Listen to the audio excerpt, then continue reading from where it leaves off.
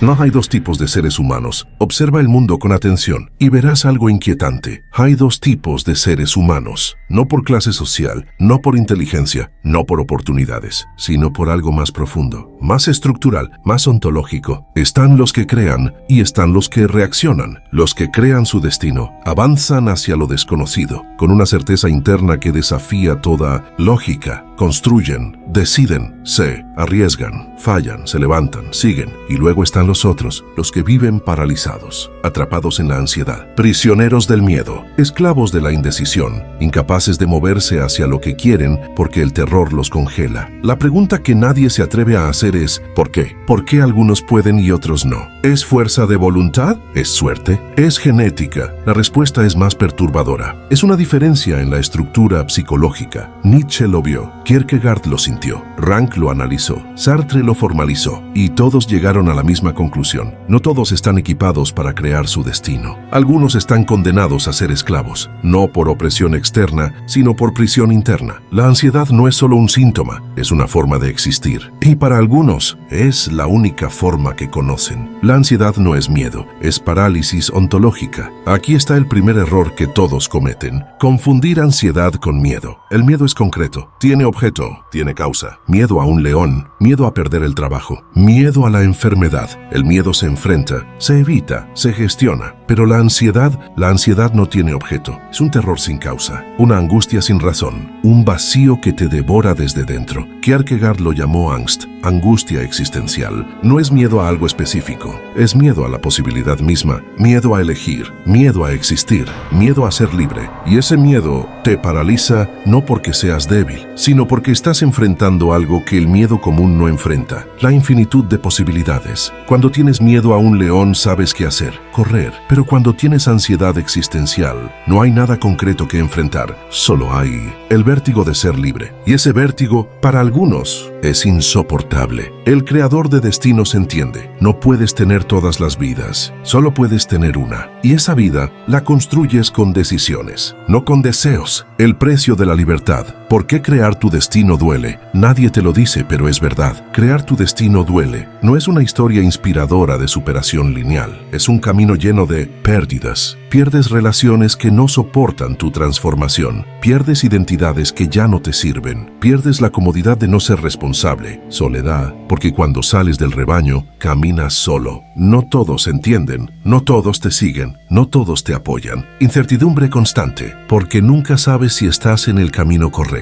Nunca tienes garantías, nunca eliminas el riesgo. Fracasos, muchos, públicos, dolorosos. Y cada vez tienes que levantarte y seguir, sabiendo que puedes volver a caer. Dudas que nunca desaparecen completamente. ¿Y si me equivoqué? ¿Y si esto no vale la pena? ¿Y si debería haber elegido diferente? Nietzsche lo sabía. El que tiene un porqué para vivir puede soportar casi cualquier cómo, pero encontrar ese porqué y sostenerlo cuando todo se derrumba es lo más difícil que harás en tu vida. Por eso tantos no lo intentan, no porque sean débiles, sino porque el precio es real y no todos están dispuestos a pagarlo. La responsabilidad total, el peso de ser autor de tu vida. Ahora viene la parte más pesada. Cuando creas tu destino, pierdes todas las excusas. No puedes culpar a tus padres, no puedes culpar al sistema, no puedes culpar al destino, no puedes culpar a la mala suerte, porque tú elegiste. Y esa responsabilidad es aplastante. Sartre lo llamó angustia de la libertad, porque ser libre significa todo lo que eres es tu responsabilidad. Tu éxito es tuyo, pero tu fracaso también. Tu felicidad es tuya, pero tu miseria también. Tu realización es tuya, pero tu vacío también. No hay nadie más a quien señalar, solo hay tú. Y muchos no pueden soportar ese peso. Prefieren ser víctimas, porque la víctima no es responsable. La víctima puede quejarse. La víctima puede esperar que otros la salven, pero el creador no puede, porque él sabe, si su vida no funciona, es su responsabilidad cambiarlo. Y ese peso nunca se alivia, solo aprendes a cargarlo. La soledad del creador, porque el camino se camina solo. Hay algo que nadie dice sobre crear tu destino. Es un camino solitario, no porque no haya gente alrededor, sino porque nadie puede caminarlo por ti. Tus padres no pueden darte el coraje, tus amigos no pueden darte la decisión, tu pareja no puede darte la voluntad, nadie puede saltar por ti. Y cuando estás en el momento crucial, cuando tienes que elegir, cuando tienes que decidir, cuando tienes que actuar,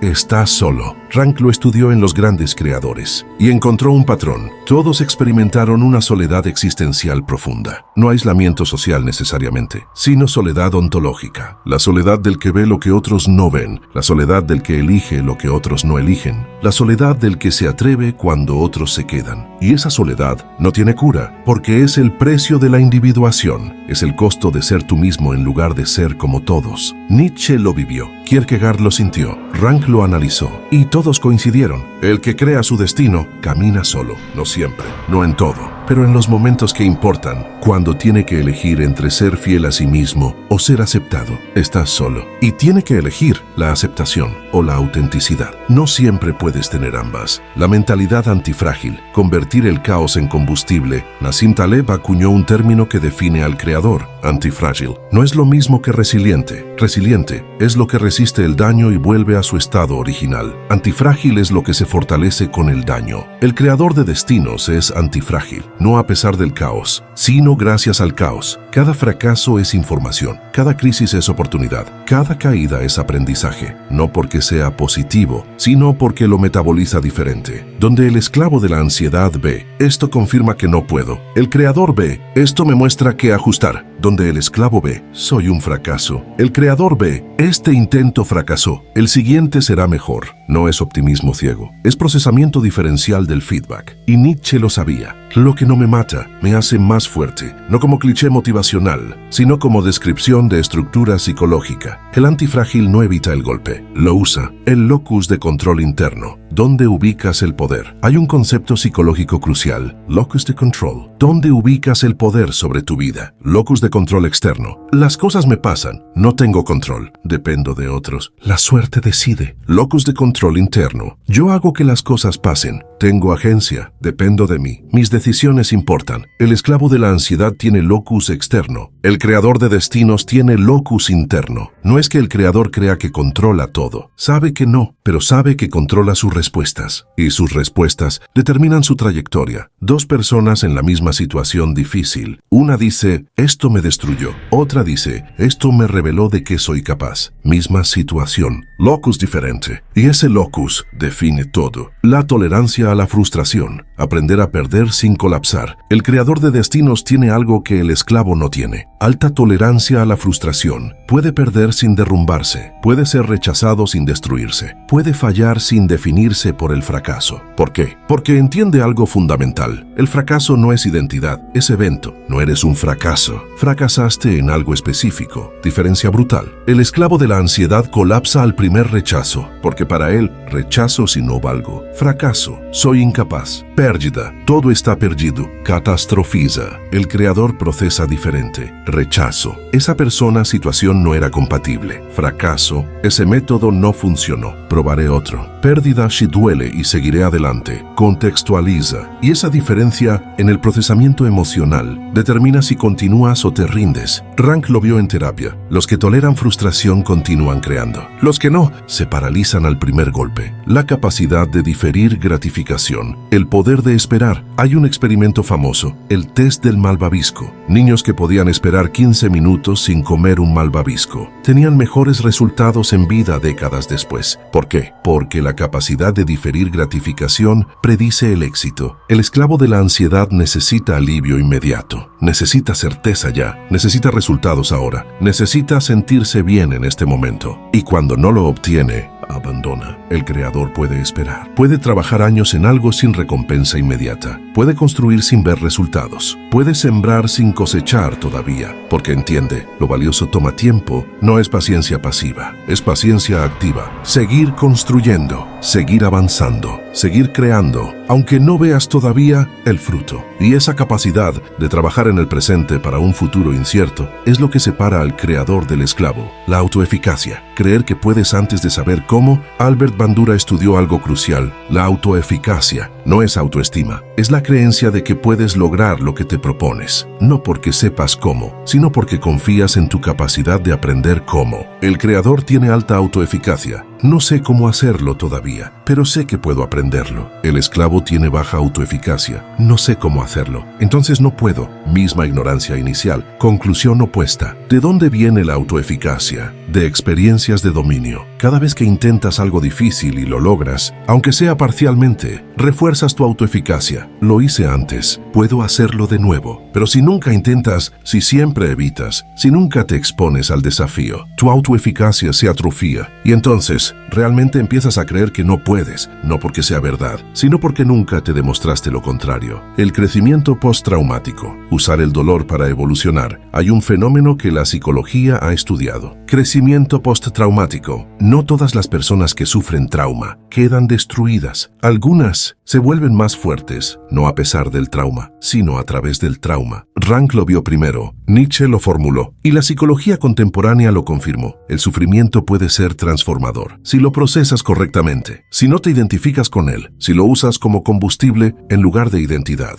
El esclavo de la ansiedad queda atrapado en el trauma. Esto me destruyó. Nunca seré el mismo. Estoy roto. El creador lo integra. Esto me cambió. No volveré a ser quien era, pero puedo ser alguien más fuerte. No es negar el dolor, es metabolizarlo, convertirlo en compasión, sabiduría, profundidad, fortaleza. Y entonces, lo que te pudo haber destruido, te reconstruye en algo más resistente, más profundo, más real. La visión como ancla, tener un norte existencial. El creador de destinos tiene algo que el esclavo no tiene, una visión. No un plan detallado, no certeza del camino, sino un norte, algo hacia lo que avanzar, algo que le da dirección, algo que justifica el sufrimiento. Nietzsche lo llamó el porqué, Viktor Frankl lo llamó el sentido, Rank lo llamó el proyecto existencial. Es la respuesta a ¿para qué hago esto? Y cuando tienes esa respuesta, todo cambia. Las dificultades no desaparecen, pero significan algo. El cansancio no se va, pero vale la pena. El miedo persiste, pero no te detiene, porque sabes por qué estás haciendo lo que haces. El esclavo de la ansiedad no tiene visión, tiene impulsos reactivos, hace las cosas porque debería, porque es lo normal, porque todos lo hacen, pero no sabe por qué. Y sin un porqué, cualquier obstáculo es suficiente para detenerse. Con un porqué, puedes atravesar casi cualquier cosa. El sistema sobre la motivación. Construir estructura, no depender del ánimo. Aquí hay otro secreto que pocos entienden. El creador no depende de la motivación. La motivación es emocional. Viene y va. Algunos días la tienes, otros días no. Si dependes de ella, tu avance es errático. El creador construye sistemas, rutinas, estructuras, hábitos que funcionan independientemente del estado emocional. No trabaja en su proyecto cuando tiene ganas. Trabaja en su proyecto en el horario que estableció. Tenga ganas o no, se sienta inspirado o no, esté motivado o no, igual trabaja, porque entiende, la consistencia vence a la intensidad. No es el día en que trabajas 12 horas inspirado, es los 365 días en que trabajas 2 horas constantes. El esclavo de la ansiedad espera inspiración, espera motivación, espera sentirse bien para actuar. Y como eso no pasa todos los días, no actúa la mayoría de los días. El creador no espera, actúa primero. Y la motivación viene después de la acción, no antes. La acción imperfecta, moverse antes de estar listo. El esclavo de la ansiedad espera estar listo, espera tener todas las respuestas, espera que las condiciones sean perfectas, espera eliminar el miedo. Y como eso nunca pasa, nunca empieza. El creador entiende algo fundamental. Nunca estarás completamente listo, nunca tendrás todas las respuestas, nunca eliminarás todo el riesgo. Entonces, empiezas de todos modos, con lo que tienes, desde donde estás, imperfectamente, y ajustas en el camino. Es lo que los emprendedores llaman MVP, producto mínimo viable. No el producto perfecto, el producto suficiente para empezar, y lo mejoras iterativamente. El creador vive así, acción imperfecta, perfección estática, prefiere el movimiento imperfecto que la parálisis perfecta, porque el movimiento genera información, y la información permite mejorar. Pero si no te mueves, no aprendes, no mejoras, no avanzas. Solo te quedas pensando. La retroalimentación como brújula, aprender del fracaso rápido. El creador tiene una relación única con el fracaso, lo busca activamente, no porque quiera fallar, sino porque sabe que el fracaso es la forma más rápida de aprender. Falla rápido, falla barato, falla seguido y aprende de cada falla. Cada fracaso es retroalimentación. Te dice, este camino no funciona, este método necesita ajuste, esta suposición era incorrecta. Y entonces, ajustes. El esclavo de la ansiedad evita el fracaso a toda costa y al evitarlo nunca obtiene retroalimentación, nunca sabe qué funciona y qué no, nunca aprende y entonces se queda en el mismo lugar, pensando, planeando, pero nunca probando. El creador sabe, la realidad es la mejor maestra, no tus pensamientos, no tus planes, no tus teorías, sino lo que pasa cuando intentas. Y lo único que te da esa enseñanza es la acción. La resiliencia estratégica, tener plan B, C, D. El creador no es ingenuo, no cree que todo saldrá bien, sabe que las cosas pueden salir mal y se prepara para eso. Tiene plan B, tiene plan C, tiene plan D, no por pesimismo, por realismo estratégico. Sabe que el camino rara vez es lineal, que habrá obstáculos, que algunas puertas se cerrarán. Entonces, identifica múltiples caminos hacia el mismo objetivo. Si este método no funciona, prueba otro. Si esta puerta se cierra, busca otra. Si esta estrategia falla, ajusta, pero nunca abandona el objetivo. El esclavo de la ansiedad tiene un solo plan. Y cuando ese plan falla, se derrumba, porque no tiene alternativas, porque pensó que solo había un camino, porque no preparó contingencias. El creador sabe, hay 1000 caminos hacia cualquier destino. Si uno se cierra, encuentra otro. No es terquedad ciega, es flexibilidad estratégica, firme en el objetivo, flexible en el método. La paciencia estratégica, saber cuándo presionar y cuándo esperar. Finalmente, el creador tiene algo que parece contradictorio. Urgencia y paciencia simultáneas. Urgencia para actuar, paciencia para cosechar. Presiona cuando es momento de presionar. Espera cuando es momento de esperar. No confunde acción con progreso frenético, ni confunde paciencia con pasividad. Actúa consistentemente, pero no espera resultados inmediatos. Siembra hoy, cosecha mañana o pasado mañana o en un año, pero sigue sembrando. El esclavo de la ansiedad tiene dos modos: parálisis total o frenesí desesperado. O no hace nada porque está paralizado, o hace todo al mismo tiempo porque está desesperado. Pero ninguno de los dos funciona. El creador entiende, el éxito es un proceso acumulativo, no un evento único. Son miles de acciones pequeñas, compuestas en el tiempo, y eso requiere actuar hoy y esperar pacientemente mientras sigues actuando mañana. De esclavo a creador, ¿es posible la metamorfosis? Ahora la pregunta que importa: ¿puedes cambiar? ¿Puedes pasar de esclavo de la ansiedad a creador de tu destino? Rank estudió esto, y su respuesta fue: sí, pero no es fácil. Y no todos lo logran, no porque sea imposible, sino porque requiere muerte y renacimiento. Muerte de la identidad antigua, renacimiento en una nueva. Y ese proceso es brutal. No es mejorarte un poco, no es trabajar en ti mismo superficialmente, es destruir la estructura psicológica que te ha definido y construir una nueva. Es como demoler una casa mientras vives en ella. Por eso muchos empiezan, pero pocos terminan, porque en el medio del proceso todo se vuelve caos. Ya no eres quien eras, pero todavía no eres quien serás, y en ese limbo el terror es absoluto. El proceso de individuación, convertirte en quien realmente eres. Jung lo llamó individuación, Rank lo llamó nacimiento psicológico, Nietzsche lo llamó convertirte en quien eres. Es el proceso de separarte de la masa, separarte de las expectativas, separarte de la identidad prestada y encontrar tu naturaleza real, no quien deberías ser, no quien otros esperan que seas, sino quien realmente eres. Y ese proceso tiene etapas. Etapa 1, la crisis. Algo colapsa, tu vida ya no funciona como antes, las viejas estrategias fallan y te das cuenta. Así no puedo seguir. Etapa 2, el descenso. Entras en el caos, cuestionas todo, sientes que te desintegras, nada tiene sentido. El encuentro con la sombra. Ves las partes de ti que negabas, tu cobardía, tu resentimiento, tu miedo, y tienes que integrarlas. Etapa 4, la elección. Decides quién serás, no reactivamente, sino activamente. Eliges tus valores, eliges tu camino, eliges tu identidad. El renacimiento. Emerges diferente, no mejor necesariamente, pero más auténtico, más tú, menos máscara, más ser. Las crisis necesarias, porque el dolor es parte del camino. Aquí está algo que nadie quiere escuchar. No puedes transformarte sin sufrir. El sufrimiento no es opcional, es necesario, porque para que nazca lo nuevo, tiene que morir lo viejo, y esa muerte duele. Rank lo sabía, toda transformación real es traumática, no porque te traumatice externamente, sino porque reorganiza tu estructura interna. Y esa reorganización se siente como desintegración. Por eso tantos evitan la transformación. Prefieren el sufrimiento conocido, que el caos de lo desconocido. Prefieren la ansiedad familiar que el terror de convertirse en alguien nuevo. Pero el Creador entiende, el dolor de la transformación es temporal. El dolor de permanecer igual es permanente. Puedes sufrir ahora y emerger libre, o puedes evitar el sufrimiento y permanecer esclavo. La elección es tuya, pero no puedes evitar el dolor.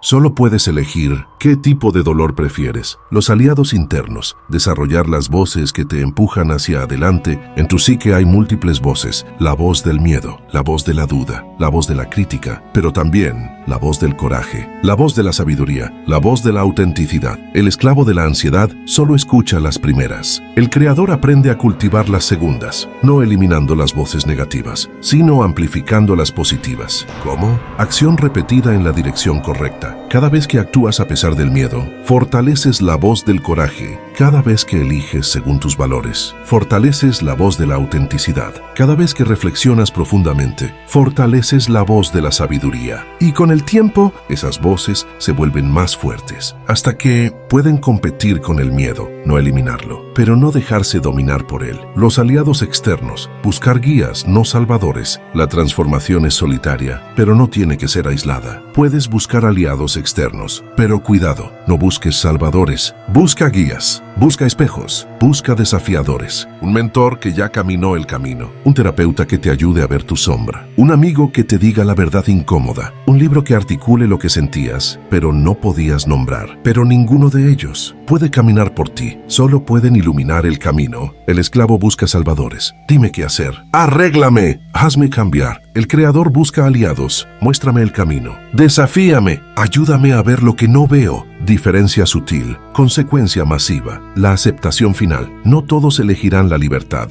Y aquí está la verdad más dura. No todos elegirán transformarse. No todos querrán ser creadores de su destino. Y está bien. No es juicio moral. Es reconocimiento de la realidad. Algunos elegirán la seguridad de la esclavitud sobre el riesgo de la libertad. Y es su derecho. Sartre lo entendió. El hombre está condenado a ser libre. Pero muchos rechazan esa condena. Prefieren las cadenas conocidas. Prefieren la jaula familiar. Prefieren la ansiedad predecible. Porque la libertad da más miedo que la prisión. Y si ese eres tú, si después de todo esto decides, prefiero quedarme donde estoy, entonces al menos hazlo conscientemente. No por miedo inconsciente, sino por elección consciente. Y acepta las consecuencias. Una vida que nunca fue tuya, pero que al menos fue segura. No hay diferencia esencial, solo hay elección. Aquí está el secreto que atraviesa todo. No hay diferencia esencial entre el creador y el esclavo. No es talento innato, no es genética superior, no es privilegio de nacimiento, es elección acumulada. Miles de pequeñas elecciones, cada día, cada momento, cada decisión. El creador eligió actuar cuando el esclavo eligió esperar. El creador eligió enfrentar cuando el esclavo eligió evitar. El creador eligió responsabilidad cuando el esclavo eligió culpa. Y esas elecciones, compuestas en el tiempo, crearon dos vidas diferentes. Pero en el fondo, ambos empezaron igual, con miedo, con duda, con incertidumbre. La diferencia no está en la ausencia de miedo, está en qué hicieron con él.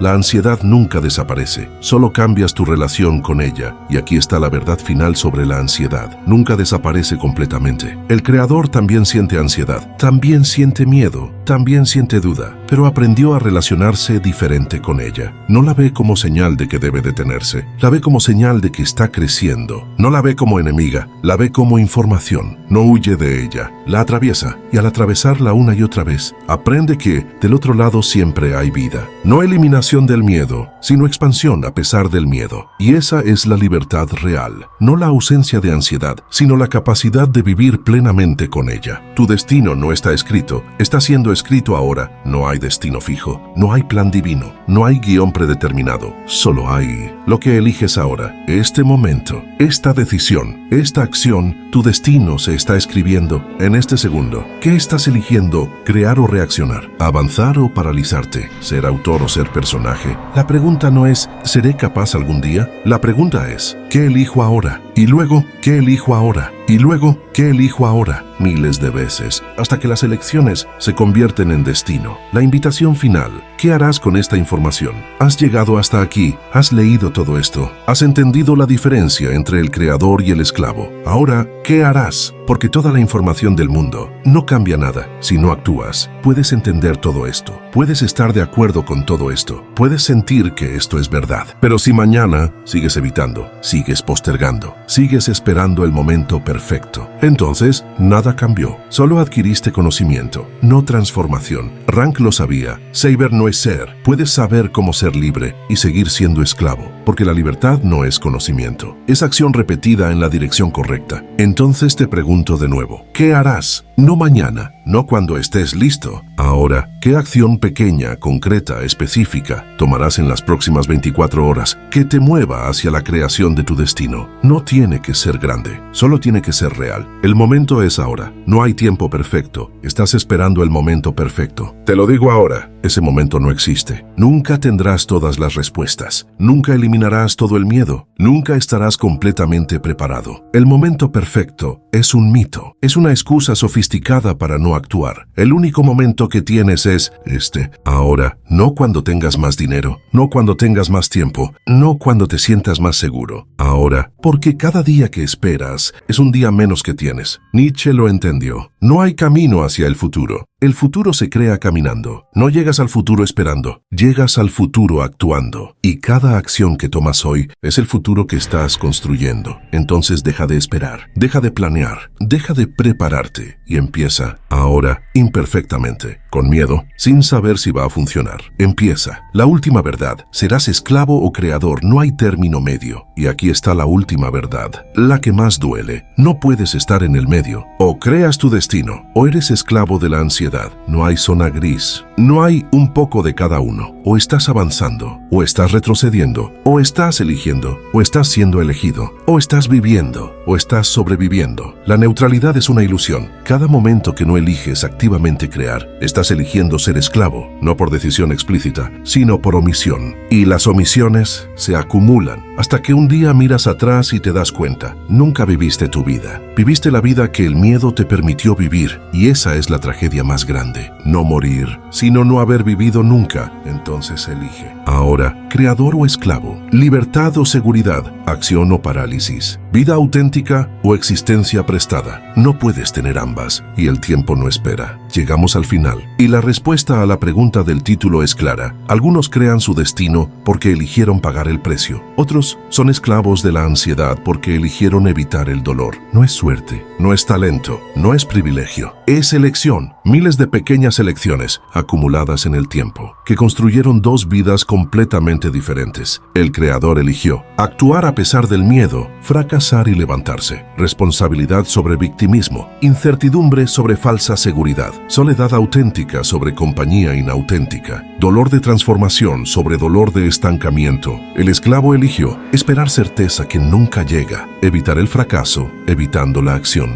culpar a las circunstancias, seguridad conocida sobre libertad desconocida, validación externa sobre dirección interna, comodidad de la prisión sobre riesgo de la libertad, y ambos obtuvieron exactamente lo que eligieron. Uno obtuvo una vida que construyó con todo su dolor, con todo su riesgo, con toda su incertidumbre, pero suya. El otro obtuvo una vida que le fue dada con toda su seguridad, con toda su comodidad, con toda su previsibilidad, pero nunca suya. ¿Cuál prefieres? No me digas, muéstrame, con tus acciones, con tus decisiones, con tu vida, porque al final tu vida es la suma de tus elecciones, y tus elecciones revelan quién realmente eres, no quién dices ser. No quien piensas ser, sino quien eliges ser. Cada día, cada momento, cada decisión, el destino nos encuentra. Se crea o se sufre. Tú eliges. Fin del guión. Perfil psicológico del que avanza. Ahora observa al otro tipo, al que crea su destino. ¿Qué tiene que los demás no tienen? No es que no sienta miedo, lo siente. No es que no tenga dudas, las tiene. No es que no enfrente el vacío, lo enfrenta. Pero hay una diferencia crucial. No se paraliza. Nietzsche lo estudió en sus Espíritus Libres. Rank lo vio en sus Pacientes Creativos. Sartre lo describió en su concepto de mala fe. Y todos identificaron lo mismo. El creador de destinos tiene una relación diferente con la angustia. No la evita, no la niega, no huye de ella. La usa, la convierte en combustible, la transforma en acción, la acepta como el precio de la libertad. Y aquí está el secreto. El creador de destinos no es más valiente, es más consciente. Consciente de que la vida no tiene garantías. Consciente de que toda elección implica riesgo. Consciente de que el sentido no se encuentra, se crea. Y esa conciencia, en lugar de paralizarlo, lo libera. El esclavo de la ansiedad, atrapado en la indecisión eterna, ahora mira al otro, al esclavo de la ansiedad,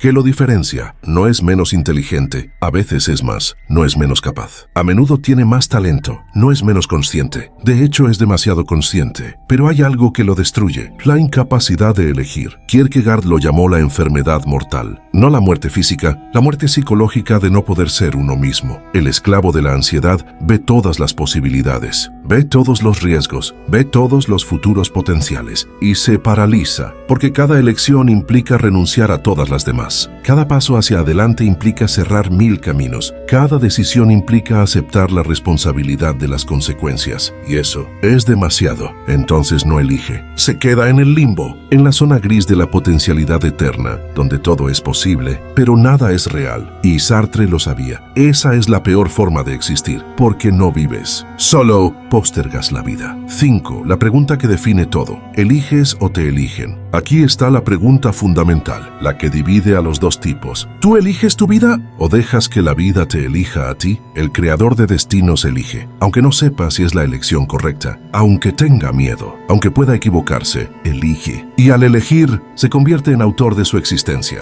El esclavo de la ansiedad espera. Espera señales, espera certeza, espera garantías, espera el momento perfecto. Pero ese momento nunca llega. Y mientras espera, la vida pasa, las oportunidades se van, el tiempo se agota y un día se da cuenta, nunca eligió nada, solo fue elegido por las circunstancias, por el azar, por los demás. Y entonces vive una vida que no es suya, una vida que le fue impuesta, una vida que nunca quiso, pero que tampoco tuvo el coraje de rechazar. Y Nietzsche lo dijo con brutalidad: el que no elige su destino será elegido por él, no como destino místico, como consecuencia de la pasividad.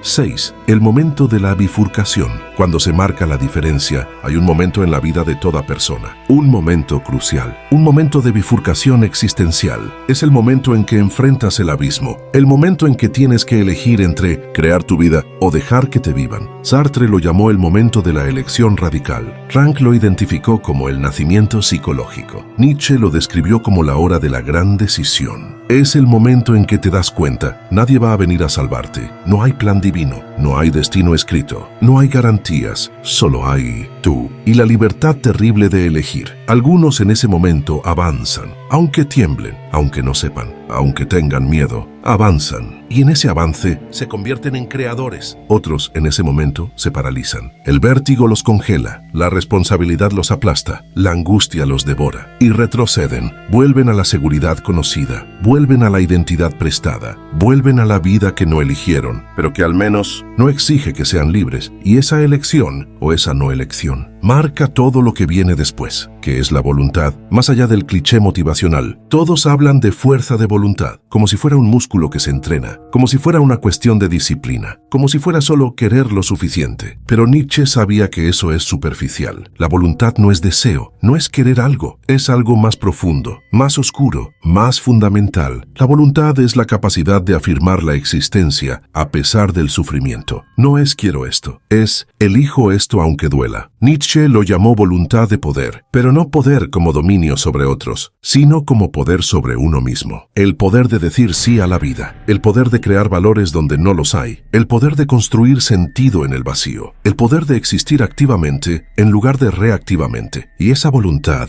no todos la tienen, o más exactamente, no todos la desarrollan. La voluntad fuerte, arquitectura psicológica del creador. Ahora entremos en la estructura psicológica del creador. ¿Qué tiene internamente que le permite avanzar. Primera característica, tolerancia a la ambigüedad. El creador no necesita certeza para actuar. Puede moverse en la niebla, puede decidir con información incompleta, puede vivir sin saber si está en lo correcto, porque entiende algo fundamental. La certeza es una ilusión y esperar por ella es postergar eternamente. Segunda característica, capacidad de sostener la tensión. El creador puede vivir en el conflicto sin colapsar. Puede tener dos ideas contradictorias simultáneamente. Puede sentir miedo y actuar de todos modos. Puede estar en duda y seguir avanzando. No resuelve la tensión huyendo, la sostiene y en esa tensión crea. Tercera característica, responsabilidad existencial. El creador no culpa a sus padres, no culpa a la sociedad, no culpa al destino. Sabe que él es el autor de su vida. Y aunque eso da miedo, también da poder, porque si eres responsable, significa que puedes cambiar. Cuarta característica, relación productiva con el fracaso. El creador no teme el fracaso, o más exactamente, lo teme pero no deja que lo paralice. Entiende que el fracaso es información, que el error es aprendizaje, que caer es parte del proceso de avanzar. Y por eso, falla rápido, falla seguido, sigue adelante. Quinta característica, capacidad de soledad. El creador puede estar solo. No necesita validación constante, no necesita aprobación externa, no necesita que todos entiendan, porque su validación viene de dentro, de su propia afirmación,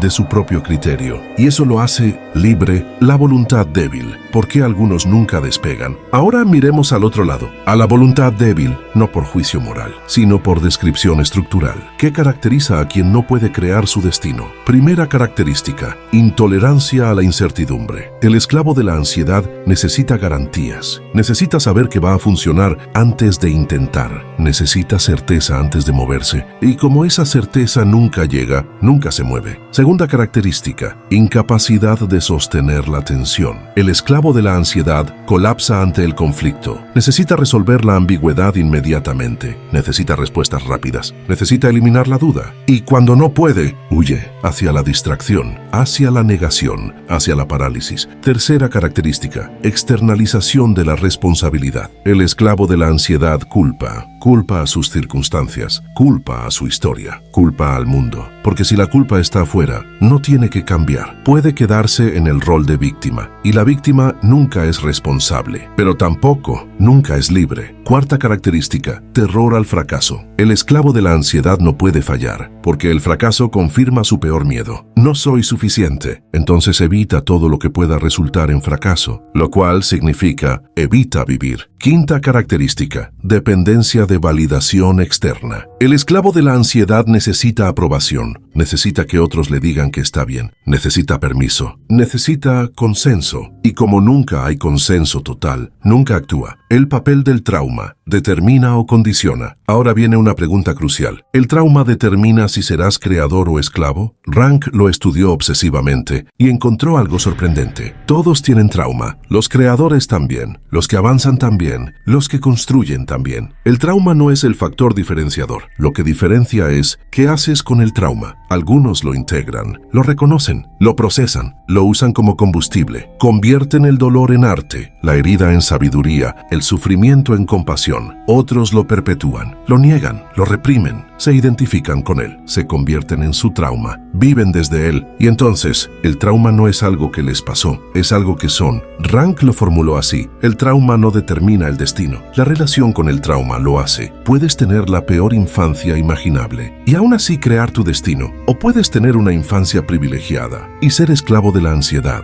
No es lo que te pasó, es cómo lo metabolizaste. La neurobiología del coraje. ¿Hay diferencias cerebrales? Ahora entremos en terreno científico. ¿Hay diferencias neurobiológicas entre creadores y esclavos? La neurociencia contemporánea dice, sí, pero no como crees. No es que algunos nazcan valientes, es que algunos desarrollan estructuras cerebrales diferentes. Estudios muestran, los que toleran la incertidumbre tienen corteza prefrontal más activa, pueden regular la amígdala, centro del miedo, más efectivamente. Los que se paralizan tienen amígdala hiperactiva y corteza prefrontal menos desarrollada. Resultado, el miedo los domina en lugar de informarlos, pero No, y esto es crucial. Esto no es destino genético fijo, es neuroplasticidad en acción. Tu cerebro se moldea según lo que practicas. Si practicas evitar el miedo, refuerzas las rutas de evitación. Si practicas enfrentar el miedo, refuerzas las rutas de coraje. Entonces la pregunta no es, ¿nací valiente? La pregunta es, ¿qué estoy entrenando cada día? Voluntad versus voluntarismo, la trampa del esfuerzo excesivo. Pero cuidado,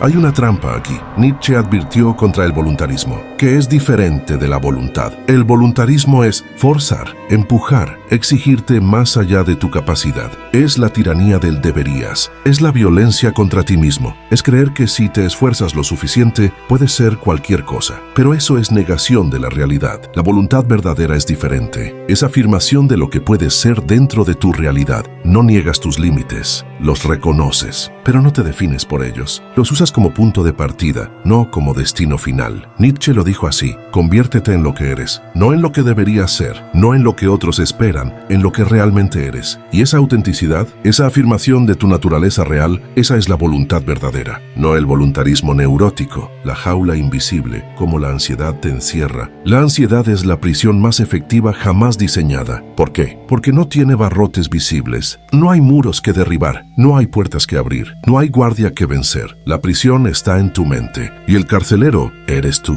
Sartre lo entendió perfectamente. El hombre está condenado a ser libre. No hay cadenas externas, solo hay la cadena que te pones a ti mismo. La ansiedad funciona así. Te dice que no puedes, te dice que es peligroso, te dice que vas a fallar, te dice que no eres suficiente. Y tú le crees. Y en ese acto de creer, te encierras, no en una prisión física, en una prisión ontológica, una prisión del ser. Rank lo llamó la jaula del self limitado. No es que no puedas salir, es que crees que no puedes. Y esa creencia es más fuerte que cualquier cadena. El mecanismo de la parálisis. ¿Cómo funciona el sabotaje interno? Ahora entremos en el mecanismo. ¿Cómo exactamente te saboteas? Paso 1. Surge una posibilidad, algo que quieres, algo que podrías intentar. Paso 2. Aparece la ansiedad anticipatoria. Tu mente proyecta todos los escenarios negativos posibles. ¿Y si fallo? ¿Y si me rechazan? ¿Y si me equivoco? ¿Y si no soy suficiente? Paso 3. La sensación se vuelve insoportable. La ansiedad no es solo mental, es somática. Tu pecho se aprieta, tu respiración se acelera, tu cuerpo se tensa y tu sistema nervioso grita ¡peligro! Paso 4. Buscas alivio inmediato. Y el alivio más rápido es no hacer nada, evitar, postergar, huir. Y funciona. La ansiedad baja. Te sientes seguro. Paso 5. Refuerzas el patrón. Tu cerebro aprende evitar sin alivio. Y la próxima vez será más fácil evitar y más difícil actuar. Y así, paso a paso, te construyes una prisión, no de una vez, sino decisión evitada por decisión evitada. Hasta que un día ya no sabes cómo salir. Traes la tiranía del y sí. El pensamiento catastrófico, el esclavo de la ansiedad,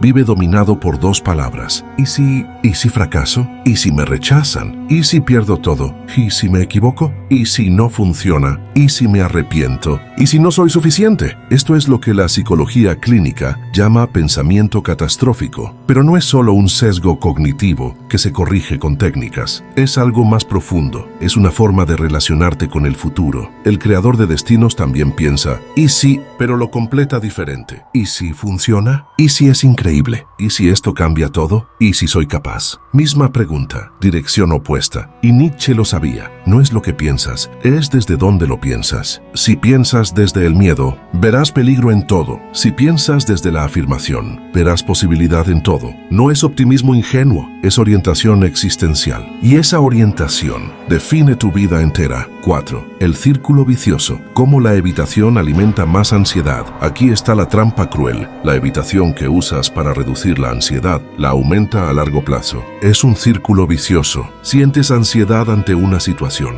Evitas la situación. La ansiedad baja temporalmente, pero ahora tu cerebro aprendió. Esa situación es peligrosa. La próxima vez que aparezca algo similar, más ansiedad. Evitas de nuevo. Refuerzas el patrón. Tu mundo se hace más pequeño. Y así, cada evitación es un ladrillo más en tu prisión. Empiezas evitando hablar en público. Luego evitas reuniones sociales. Luego evitas llamadas telefónicas. Luego evitas salir de casa hasta que tu zona de seguridad es tan pequeña que ya no puedes respirar. Los terapeutas llaman a esto evitación experiencial. Rank lo llamó life refusal, rechazo a la vida. Y la única forma de romper el círculo es hacer exactamente lo que evitas. No porque sea sea fácil, sino porque es la única salida. 5. La ansiedad como identidad, cuando ya no sabes quién eres sin ella, pero hay algo aún más oscuro, algo que pocos entienden. Después de años de ansiedad, se convierte en identidad. Ya no es algo que tienes, es algo que eres. Soy ansioso. Soy una persona nerviosa. Así soy yo. Y cuando eso pasa, dejar la ansiedad se siente como morir, porque ¿quién sería sin ella? La ansiedad te ha definido tanto tiempo que ya no sabes quién eres sin el miedo. Se volvió tu compañero constante, tu excusa perfecta, tu explicación de por qué no haces lo que quieres. Y parte de ti no quiere soltarla, porque soltarla significa asumir responsabilidad, dejar de culpar a tu condición, enfrentar la posibilidad de que sí puedes y que simplemente no lo has hecho. Rank lo vio en sus pacientes. Algunos prefieren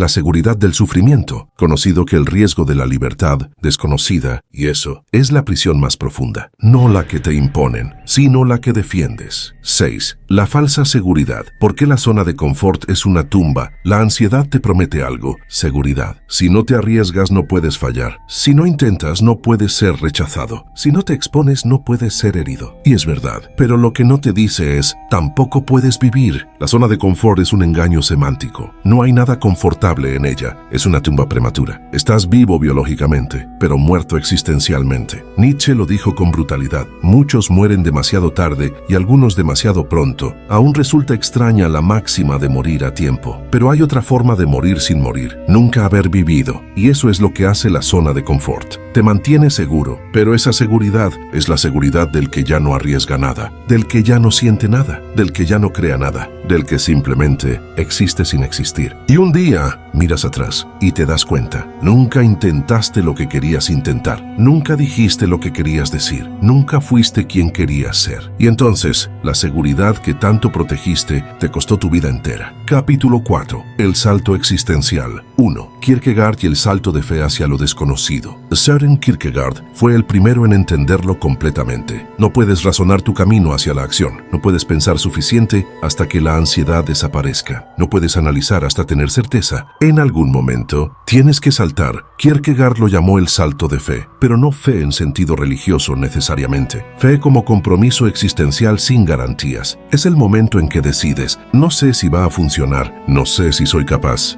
no sé qué va a pasar, pero voy a hacerlo de todos modos. Y ese salto no es racional, es existencial. Es el momento en que pasas de pensar a ser, de analizar a hacer, de esperar a crear. Y Kierkegaard sabía, ese salto da miedo, porque implica renunciar al control, renunciar a la certeza, renunciar a la seguridad de lo conocido y lanzarte al vacío, confiando no en que vas a tener éxito, sino en que puedes sostener cualquier resultado. Eso es el salto. No es optimismo, es coraje ontológico. 2. El momento decisivo. Cuando la vida te obliga a elegir, a veces el salto es voluntario, pero otras veces la vida te empuja. Pierdes el trabajo, termina la relación, muere alguien cercano, se derrumba tu identidad y de pronto ya no puedes seguir igual. La zona de confort se incendia y tienes que moverte. Rank lo llamó la crisis necesaria, no es tragedia. Es oportunidad brutal, porque cuando ya no puedes quedarte donde estás, tienes que saltar y en ese momento descubres algo. Eras más fuerte de lo que creías, podías más de lo que pensabas, tenías recursos que no sabías que tenías, pero solo lo descubres cuando no tienes opción. Por eso muchos creadores de destino no eligieron serlo, fueron forzados por la crisis, por la pérdida, por el colapso, y en ese colapso nacieron, no como estaban antes, sino como podían ser. 13. La diferencia entre querer y decidir. Aquí está una distinción crucial que pocos entienden. Querer no es decidir. Todos quieren crear su destino, todos quieren ser libres, todos quieren vivir plenamente, pero querer es barato, querer es pasivo, querer no cambia nada. Decidir es otra cosa, decidir es compromiso total, es quemar los barcos, es cerrar las alternativas, es decir esto y renunciar a todo lo demás. Sartre lo entendió, elegir es renunciar. Cada vez que eliges algo, estás renunciando a todo lo que no elegiste, y eso da vértigo. Por eso tantos quieren pero no deciden, porque decidir implica aceptar la pérdida de las otras vidas posibles. El esclavo de la ansiedad quiere mantener todas las opciones abiertas, todas las vidas potenciales disponibles, todos los caminos simultáneos. Pero eso es imposible, y mientras no decidas, no vives ninguna. El creador de destinos